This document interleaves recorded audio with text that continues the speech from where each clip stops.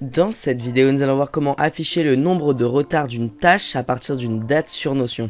Donc pour ce faire, rendez-vous sur le logiciel. Donc pour ce faire, j'ai créé une base de données. D'ailleurs, si vous voulez savoir comment créer et utiliser les bases de données sur Notion, nous avons déjà fait une vidéo dessus et le lien se trouve dans la description. Donc pour commencer, j'ai tout simplement mis le nom de la tâche. Puis je vais ajouter en cliquant sur le plus une propriété que je vais nommer date. Puis comme type, je vais sélectionner une date. Si vous souhaitez en savoir plus sur Notion et passer d'un niveau débutant à un niveau avancé en seulement quelques heures, je vous invite à aller voir et faire la formation de Margot qui est en description, et en plus avec En 1 minute vous avez accès à un code promo qui vous permet d'avoir accès à la formation pour seulement une petite dizaine d'euros, et franchement ça vaut le coup parce qu'à la fin de la formation, Notion n'aura plus de secret pour vous.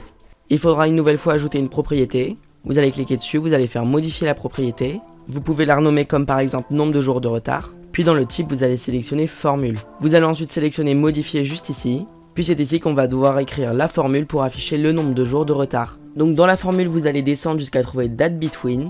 Vous cliquez, puis vous écrivez now. Vous mettez une parenthèse ouvrante, une parenthèse fermante. Vous mettez ensuite une virgule. Vous écrivez propre, puis vous ouvrez une parenthèse. Vous mettez ensuite une guillemet, puis vous allez mettre le nom de cette propriété. Donc pour nous, date. Donc vous fermez ensuite la guillemet, vous fermez la parenthèse, vous mettez une virgule. Puis pareil, entre guillemets, vous mettez days. Puis pour finir, vous fermez la parenthèse. Vous cliquez ensuite sur terminer. Pour l'instant, le nombre de jours de retard n'est pas affiché car on n'a pas encore sélectionné de date. Mais par exemple, si je sélectionne, nous sommes actuellement le 24, le 17, il me dira que j'ai 7 jours de retard. Si par exemple, monter une vidéo, je dis que c'est le 30, il me mettra -5, c'est-à-dire que j'aurai 5 jours d'avance. Et de même, pour poster une vidéo, par exemple, je vais mettre le 19, il me met que j'ai 5 jours de retard. Et voilà, n'hésitez pas à nous donner vos meilleures idées en commentaire, à vous abonner à la chaîne, à commenter, à liker la vidéo, et on se retrouve pour plus d'astuces et de tutos en 1 minute.